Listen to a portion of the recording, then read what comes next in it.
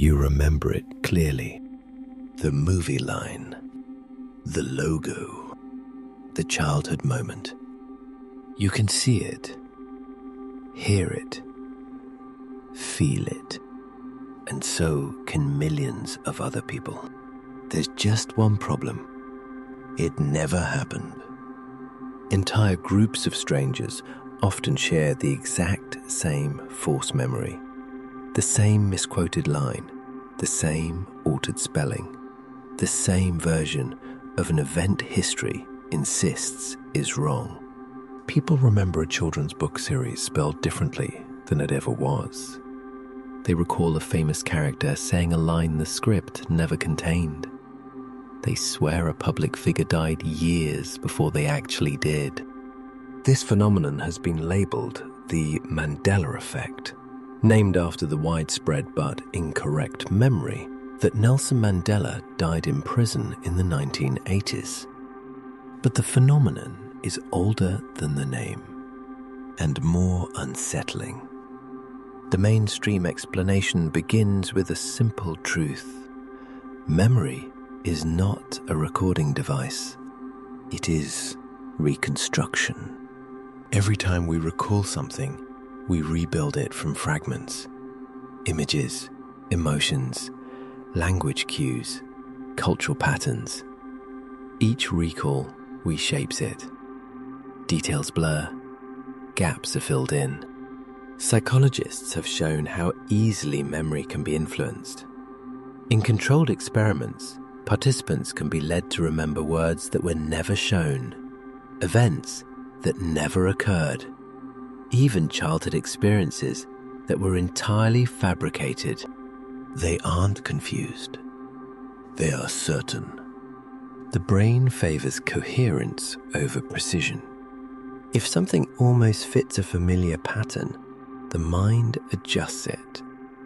A logo seems slightly off, we unconsciously correct it. A quote feels incomplete, we substitute what sounds better. When millions share similar cultural exposure, they may make the same adjustments. What feels mysterious may be shared psychology, but shared false memories feel different. They are reinforced by others. Online communities form around them. People compare details. They express relief at not being alone.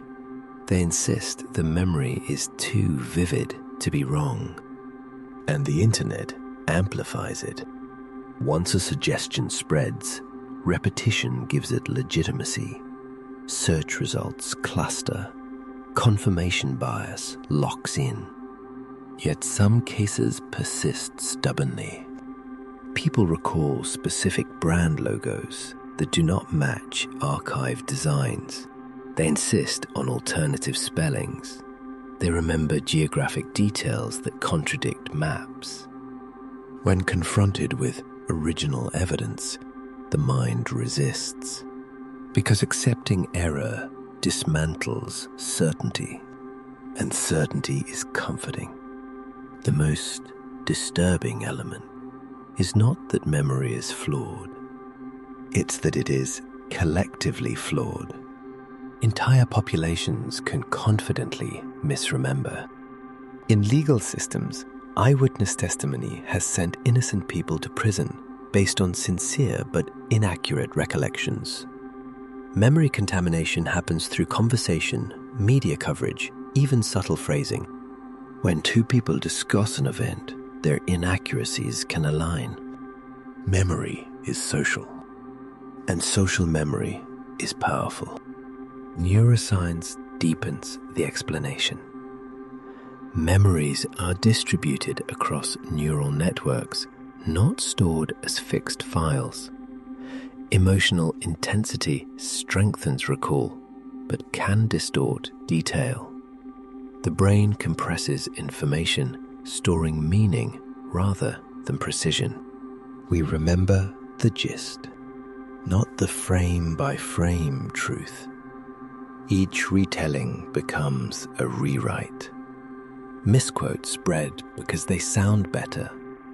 Language nudges memory, toward what feels natural. When millions share similar language in media, their distortions converge. Shared error emerges naturally, but the convergence is uncanny. The brain generates confidence as a byproduct of recall. The smoother the retrieval, the stronger the conviction.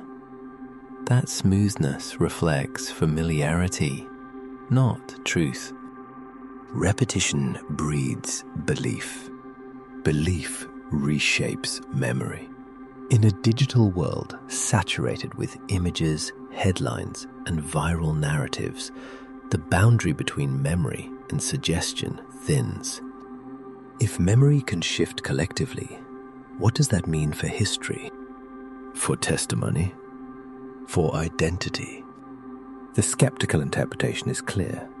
Shared false memories arise from reconstruction, suggestion, and social reinforcement.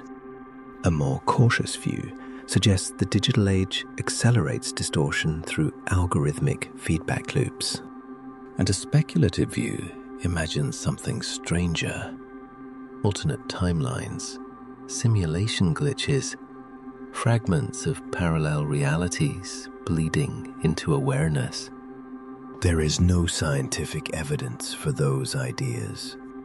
There is overwhelming evidence that the brain is imperfect, and yet the experience of remembering something that never happened feels undeniably real. When you close your eyes, you can still see it, hear it, feel certain. If memory defines who we are, what happens when that foundation shifts? When the past in your mind does not match the documented record? Are you mistaken, or is reality less stable than you assume?